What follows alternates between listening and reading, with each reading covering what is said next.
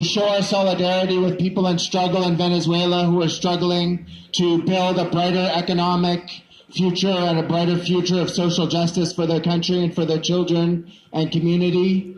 And we're here at the US Consulate because we know that the number one barrier to people building a brighter future in Venezuela is US interference, blockades, and meddling in their internal affairs. And we saw that yesterday when Trump imposed new sanctions on Venezuela ahead of the Constituent Assembly.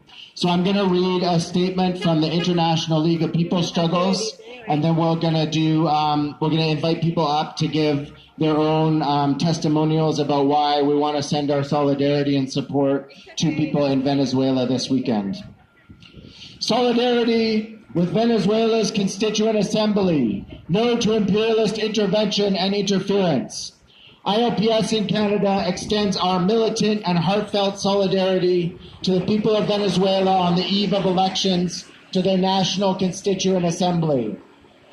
The Constituent Assembly is a historic opportunity for the people of Venezuela to continue and deepen their revolutionary process in the interests of workers, peasants, and poor and oppressed people. Notwithstanding the protestations of the so-called opposition in Venezuela, the National Constituent Assembly is a profoundly democratic process in which the Venezuelan masses can express and give substance to their democratic aspirations in the social, political, and economic realms. This is truly the spirit of Hugo Chavez. But the imperialist powers led by the USA want to see the restoration of an elites-dominated political order in Venezuela, with the benefits of the country's significant mineral and oil wealth flowing to monopoly capitalist firms. The Trump administration sanctions are intended to complement the covert activities of the Central Intelligence Agency and the overt activities of the National Endowment of Democracy and their meddling in the democratic process of Venezuela.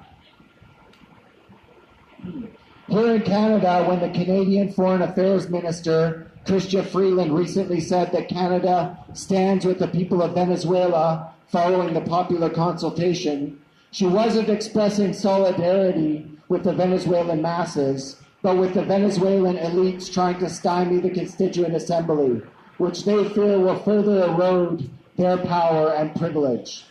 Rather than supporting a real mass democratic process, the Canadian state backs the so-called popular consultation, a pseudo-democratic plebiscite with no voter lists, no restrictions on people voting multiple times, and no meaningful answer to the challenges facing Venezuela.